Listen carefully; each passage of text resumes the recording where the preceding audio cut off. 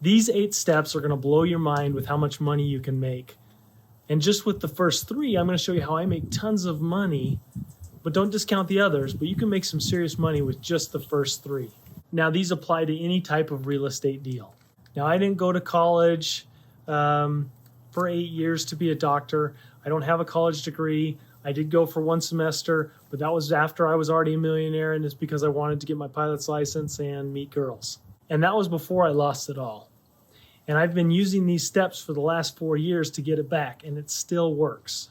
Now I'm sharing it with you, and you should be able to make money with these steps in less than a week. And if you're not, I want to know why. I really want to hear from you. I want to hear what's holding you back, what's stopping you from doing real estate deals. Let me know if I missed anything, and we can keep the conversation going in the comments below. So people ask me all the time how to get started in the real estate game. And I was on the phone the other day, just yesterday, with a friend of mine, and he's still in the rat race, and he wants to get involved in real estate. And I spent 2 hours on the phone with him, teaching him a lot of this stuff. And that's why I'm excited about YouTube, because I can't teach everybody one-on-one, but I can share with a lot of things with people on YouTube and hopefully help a lot more people. So I want to hear from you what kind of things are stopping you from doing real estate deals. So in the comment down below, and while I'm relatively small, I'm going to be able to respond to all these comments until there are too many questions that I can't handle them all personally. So here are the 8 steps. Let's get to it. So before I do that, I have to say one thing. I've done all this with very little out-of-pocket money, without personal credit, and made millions. Now, if you have money, you can do this even faster. So in my first video, I talk about how net worth is dumb. So go watch that video if you haven't. I'll put a thumbnail at the end. But in the end, I do have a strong net worth. But my cash flow is lacking, and it's frustrating. Anytime my partner and I will score on a huge deal, we immediately take those funds and we buy 2 or 3 more. So we haven't taken cash flow from our business for the past 4 years. We just keep snowballing it back into the business. So I'm left to make money at my day job by helping real estate clients, or flipping a house on the side, or building a house here or there to make money, or doing appraisals. But flipping houses doesn't work very well for my income, because as I want to keep that seed capital going, and I always roll it into 2 or 3 more deals, so it perpetuates. So from that first video, it may sound like I will never have to work again. And once I get my cash flow to the position I want it, that may be true. So I love what I do, and I don't think I'll ever really fully retire, but I'll at least be able to accomplish the goals that I want to. So my goal for the next few years is to increase my passive cash flow. And these steps are the way that I'm doing it. And let's get going. The first step is to know your numbers, but specifically to know how to value properties. This is single-handedly probably the number one thing that every investor needs to know. Nobody really talks about it, but I think a lot of them know it, but they just don't realize it, and they definitely don't teach about it. This is the number one thing. If you don't know what the property's worth, how can you know if you have a good deal? How can you know if it's a bad deal? How can you're basically gambling at that point. So I've heard this quote a lot. Something is worth what somebody is willing to pay for it. However, that was before fractional reserve banking and borrowing with other people's money. It's one thing to buy something with your own cash, and yes, I agree that once you buy that, that is what that thing's worth. However, if you're borrowing money from somebody else based on a credit score, that's not the same thing. People are much more willing to buy something at a higher price if it's not their own money. A better definition of value is the price that is most frequently paid and received for an item. So there is nothing more important than this. If you can become a pro at this one thing, you've got a leg up on 95% of other investors. I just made $10,000 this morning because I have this skill, and it took me 10 minutes. Another part of step 1 in knowing your numbers is knowing the cost of the rehab. We're talking about what is the construction, what does it cost to replace the kitchen, what does it cost to replace a roof, etc. The third part of step 1 is knowing your exit strategies. How are you going to sell this property? Are you going to sell it? Are you going to rent it? Are you going to lease option? Are you going to subject to it? Are you going to sell or finance it? There are so many different options. If you know those numbers and know your exit strategy numbers and know your calculations, you're going to go into this strong, confident, and you're not gambling at this point. You're actually doing deals. You're investing. The last thing in knowing your numbers is knowing the cash flow. What is it going to rent for? What are your mortgage payments going to be? What are all your expenses going to be? That's step 1. Step 2 is important as well. Research. The last one was a skill. This was an action. Research. Number one thing you need to do is decide where you want to invest. Are you going to invest in your hometown? You're going to invest out of state? You're going to invest in a different country? Where are you going to invest? You got to figure out that. The second part of research is getting access to the data. How are you going to get access to data? And I'm going to go in depth in each one of these topics and do a drill down into each one of these and really make you proficient in every single step of this process. This is more of an outline video to show you the 8 steps that you need to know. And you may already be a pro in some of these areas, so you can just skip over those steps. The next thing you have to do in the research phase is getting access to contracts, whether from a realtor or from another source, Google, a lawyer, however you're going to get access to those contracts. That's the next step. However, in reality, you can buy a house by writing it on a napkin as long as you have the appropriate elements of a contract on that napkin. The fourth part of that research is finding the deals. Finding motivated sellers is a great source. These are people that are getting divorced, moving out of state, getting deployed, they had a death in the family. There's a myriad of reasons why people are motivated. Hundreds of reasons.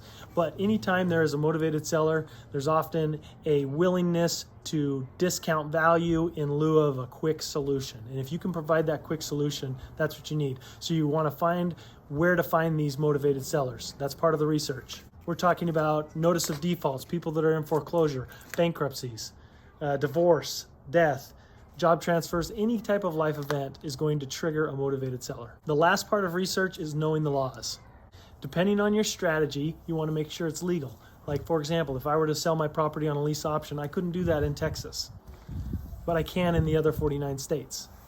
Other strategies would be subject to seller carrybacks. With the Dodd-Frank Act, there's a lot of ins and outs with seller carry.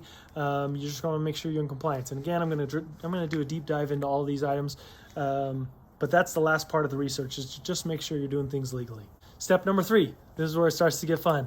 Here's where we're going to start making offers. First, you have to decide on an offer. You're going to go back to step 1. You're going to appraise the property. You're going to figure out what the value is, and then you're going to make your offer based on a calculation that you've determined that is appropriate to get you the return you want. Here's a calculation that I know a lot of investors use. I don't use it, and I'll tell you why in a second. But this is a very common calculation. You're going to take the ARV. ARV stands for the after repaired value. Now, when you appraise the property, you're going to appraise it as if the property were in sellable condition. What is that ARV? What is that number? Let's say it's 200,000.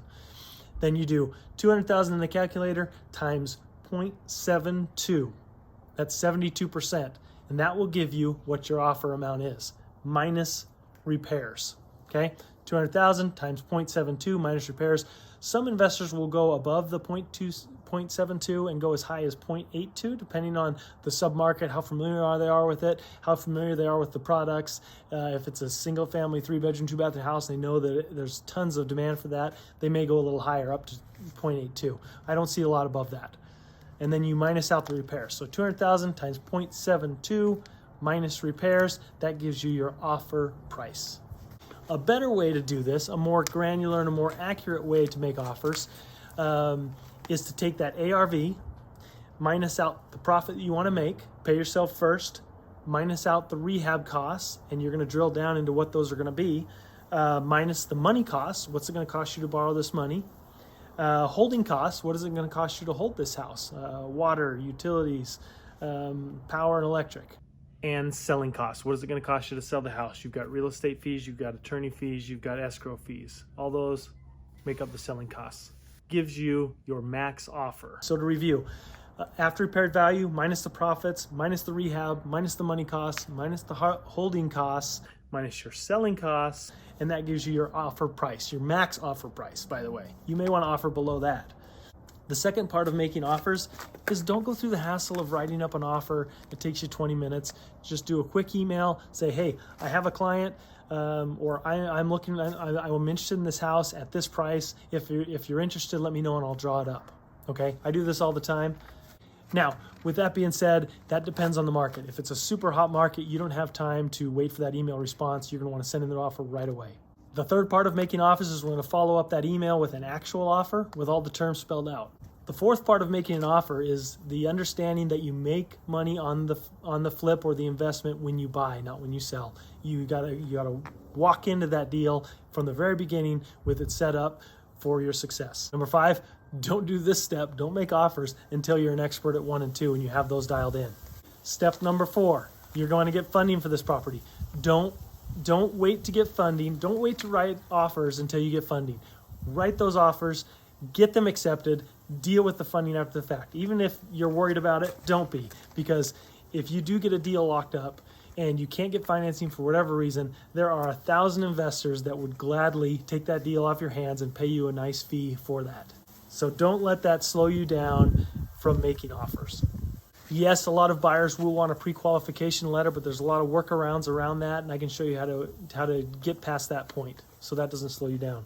The 5th step in any real estate investment is you need to create the value. For whatever reason, I don't know if you're doing paper lots, if you're flipping a house, let's say you're flipping a house, you're going to want to put in the work, you want to replace that kitchen, you want to replace those carpet, you want to create that value that was your intention when you started this. What was your game plan?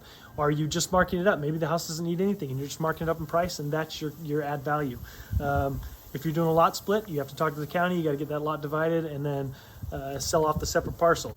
So doing this strategy, you can make $10,000 in a week very easily on one deal. And how long would it take you at your job saving up to have that kind of capital to invest? How long would it take you to save up that $10,000? Maybe it's a week, maybe it's a year, maybe you could never save up that amount.